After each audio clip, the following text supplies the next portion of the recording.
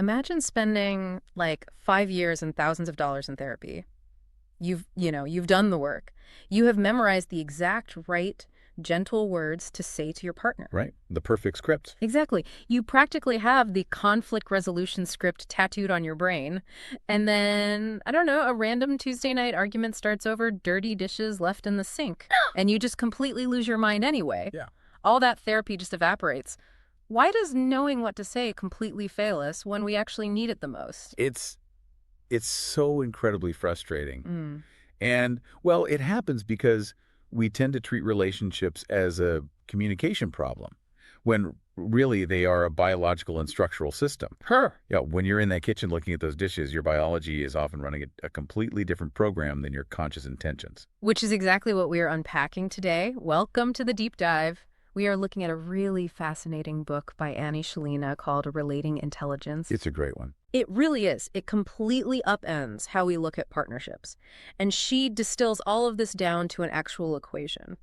The cover of the book is so striking. It has these two glowing electric figures colliding.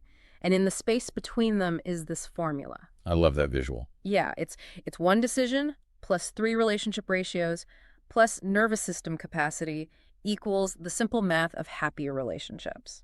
And, the math of it is what makes this so actionable. Most of us have absorbed this really quiet, pervasive narrative that relationships are just inherently hard. Oh yeah, like it's a grind. Exactly. Or that you are either naturally gifted at them or you're just doomed. So when things get difficult, we treat it as a character flaw. But Shalina argues we're looking at it all wrong.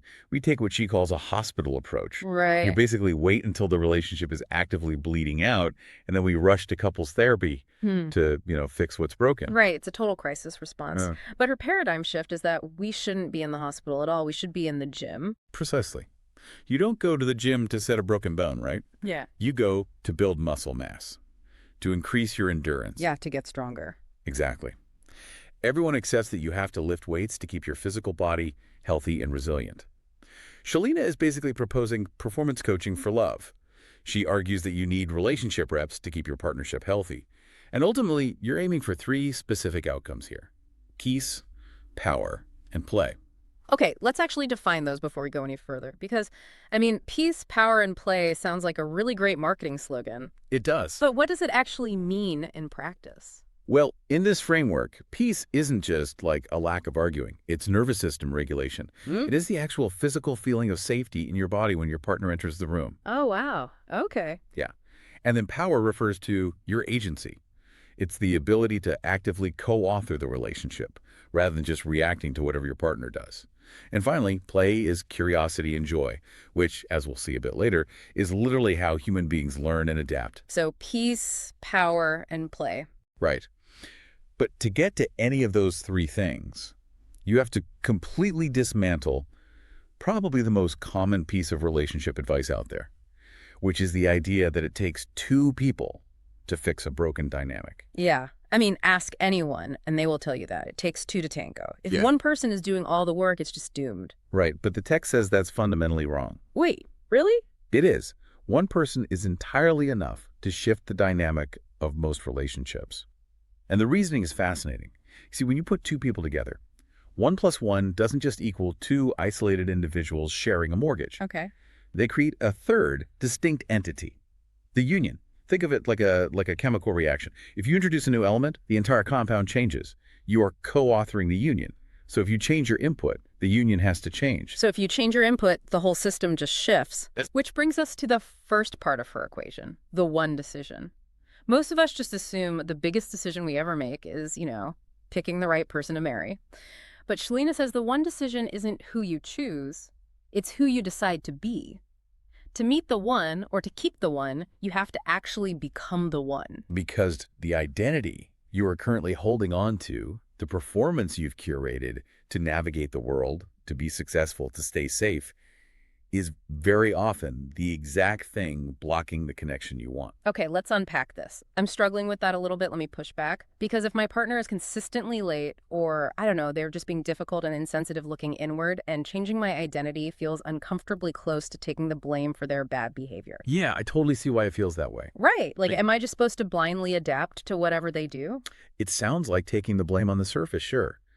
But Shilina uses the concept of the mirror to explain what's really happening here. Yeah. Let's stick with the partner who is always late. The mirror concept doesn't mean that because they are late, you are secretly inconsiderate too. That's not it. It means their tardiness is poking a very specific old wound in you. Oh, I see. It's likely triggering a deeply ingrained narrative from your past, maybe an I don't matter wound or some sort of everyone abandons me script. So the anger isn't just about the 15 minutes you've been waiting. It's about the decades-old story that those 15 minutes represent. Exactly. The mirror is showing you your own unfinished business.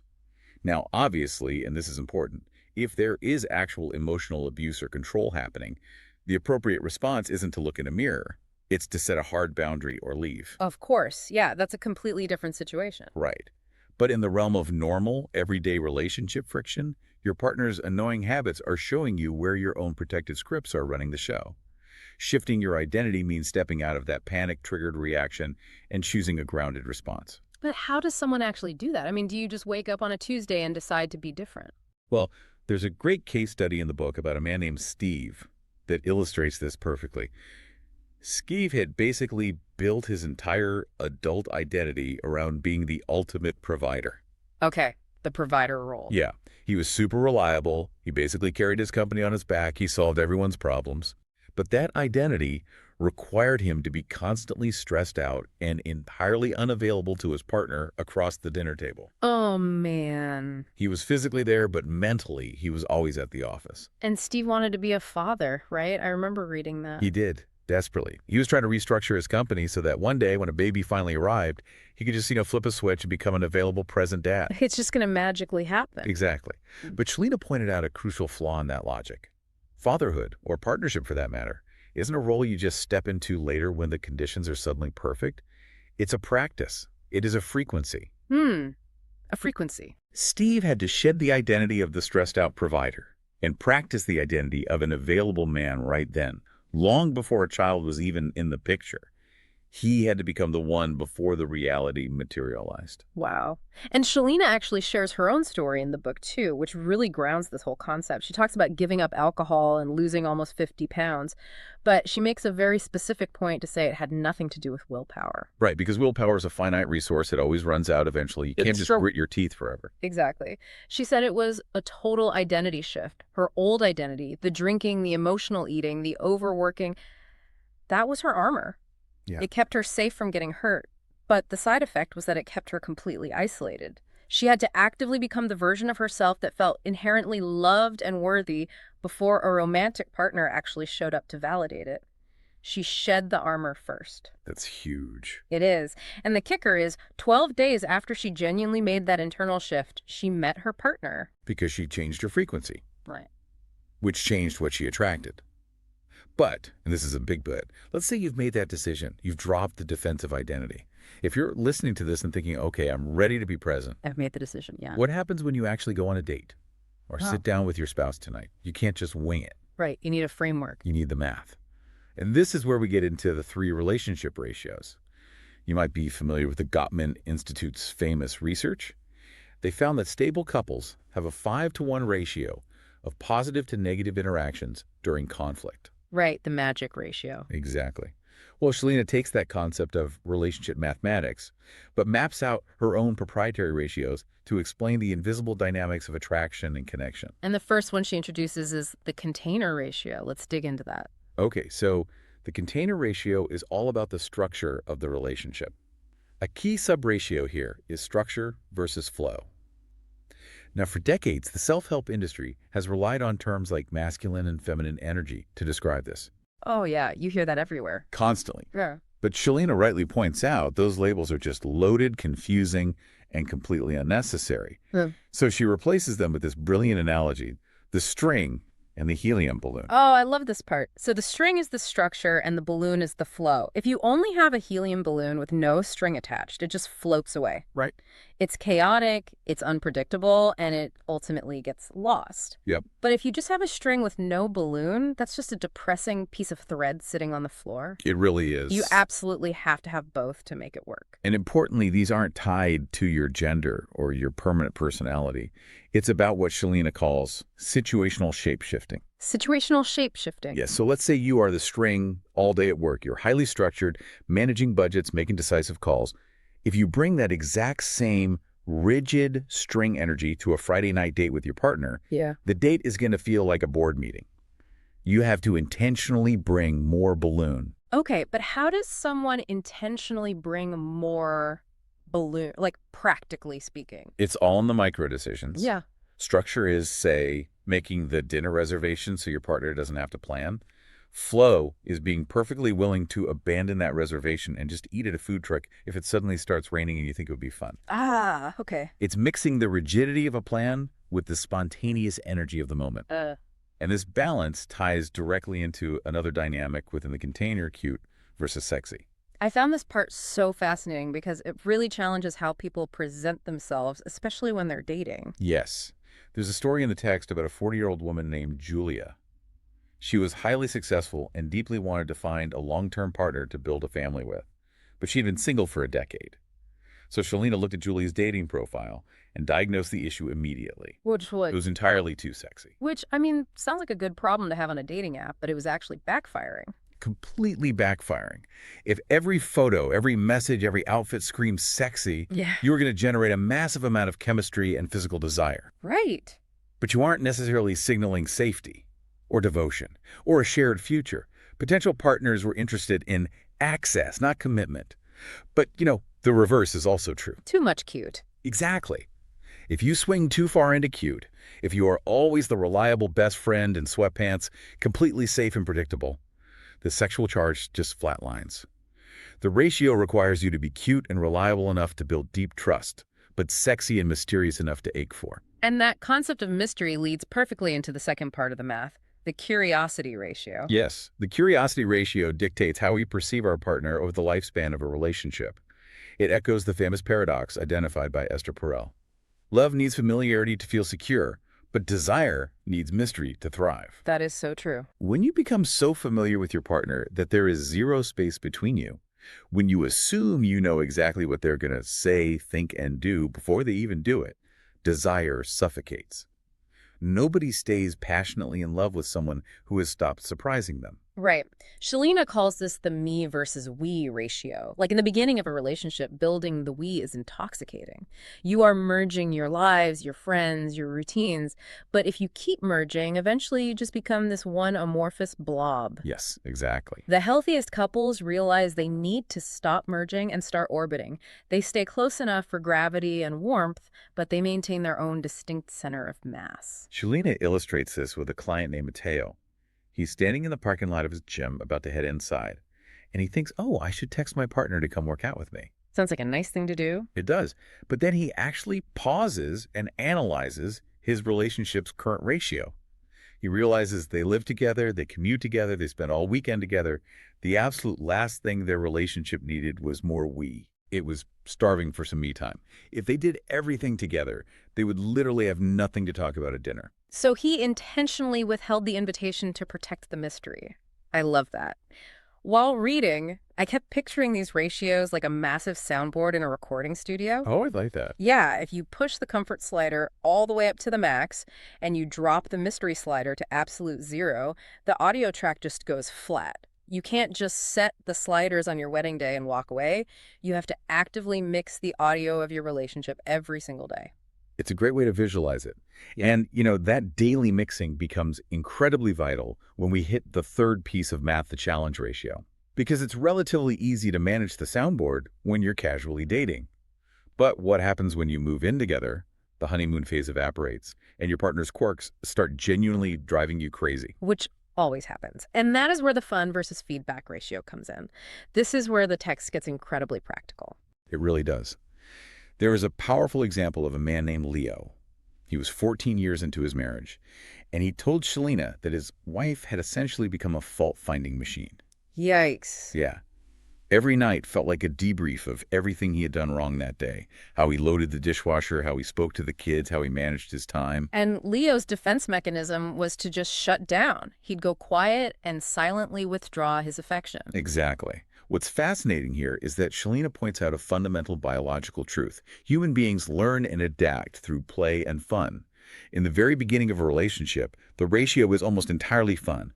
But over the years, as life gets complicated with mortgages and kids, the ratio inverts. It becomes almost entirely feedback. Right. When a relationship is starved of fun, the nervous system becomes hypervigilant. Without a reservoir of goodwill and joy, even the mildest, most helpful suggestion feels like a harsh, aggressive attack. Because the brain doesn't feel safe. Yeah. So to fix it, Leo didn't sit his wife down for a heavy, dramatic conversation about her criticisms. He tackled the math. He declared a weekly date night that was exclusively dedicated to fun. No logistics, no household talk, and absolutely no feedback allowed.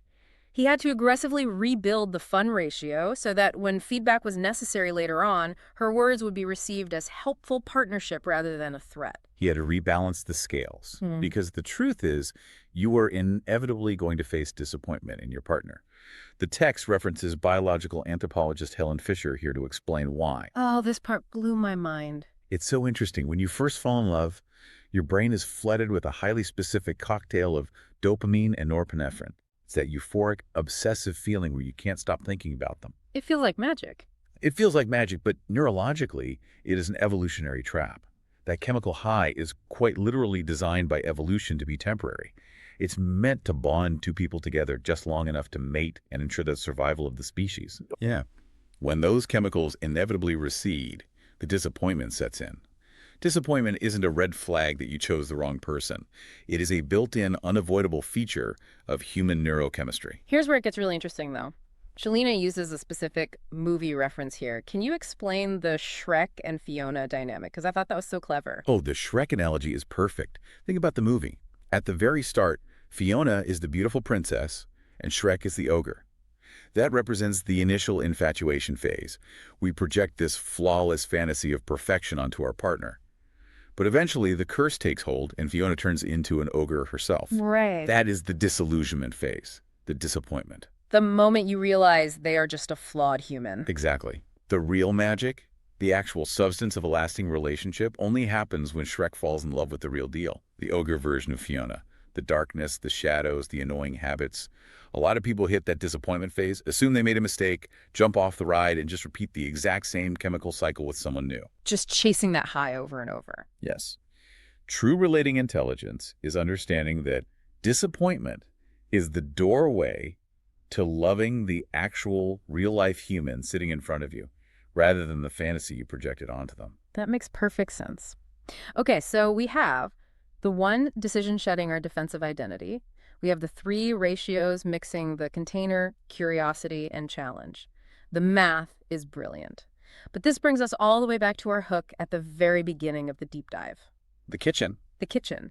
Knowing the math is completely useless if your brain shuts down the second your partner actually criticizes you. You need the muscle to execute the math under pressure. And that is the final piece of the equation nervous system capacity. This is the missing link that explains why so much couples therapy fails. You can read all the books, you can memorize all the communication frameworks, but if your body goes into fight or flight mode during an argument, all that cognitive knowledge is suddenly locked behind a vault. Let's go back to James. The guy who spent 5 years in therapy learning the exact right script, but still exploded over the dirty dishes. So what does this all mean? Why did 5 years of therapy fail James when he literally had a script in his hand? What was actually happening to him? It was an amygdala hijack.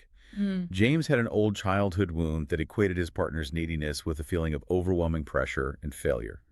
So when his wife came to him, upset about the dishes, looking for connection and help, his triggered ears couldn't hear, "I miss you," or "I need support." What did he hear? His amygdala, the threat detection center of his brain, literally perceived her tone as, "You are failing me. You are in danger." And when the brain senses danger, logic just goes out the window. Exactly. When the amygdala fires, blood flow is quite literally restricted from the prefrontal cortex, which is the logical, rational part of the brain.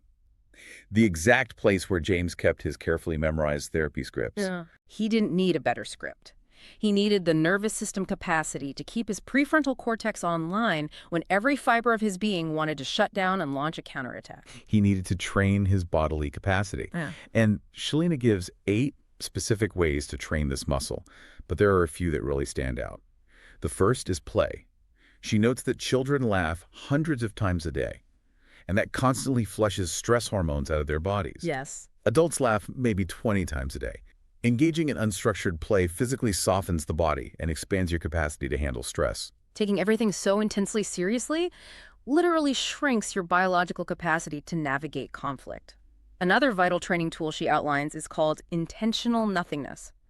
It sounds almost too simple, but it is deeply effective. It's just a 30-second pause.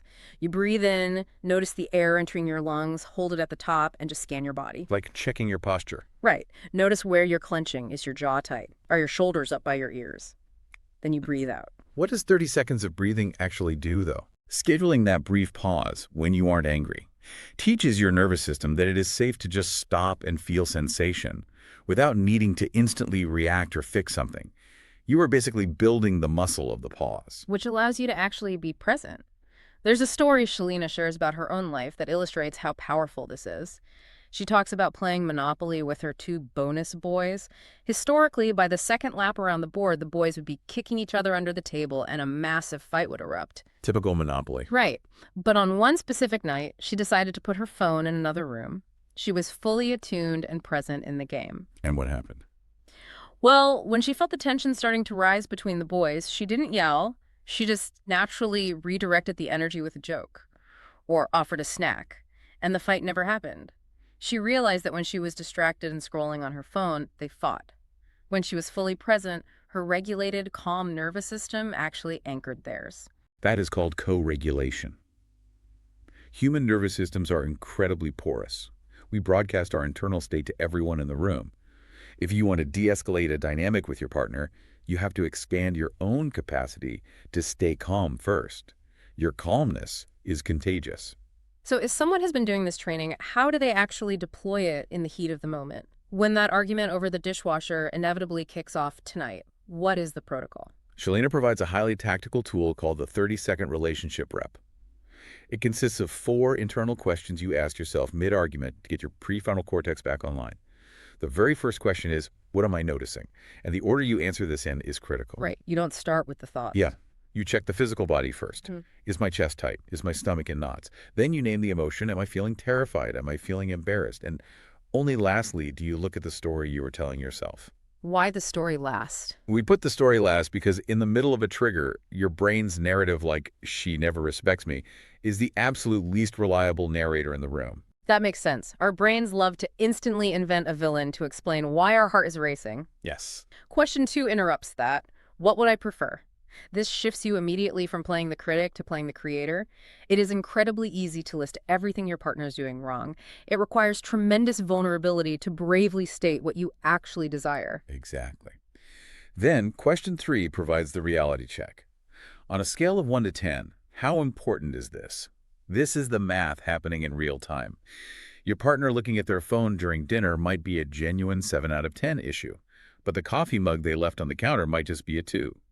The neurological rule here is profound. Stop fighting 2s as if they are 9s, and stop swallowing 9s as if they are 2s. But why do we inflate the 2s into 9s in the first place? It's the brain's negativity bias. Evolutionarily, if you mistook a stick for a venomous snake, you survived. If you mistook a snake for a stick, you died. Our brains are hardwired to treat minor annoyances as catastrophic threats. You have to consciously override that instinct and assign the correct mathematical value to the conflict. Stop fighting 2s like they are 9s. That alone is worth the price of the book. And finally, question 4.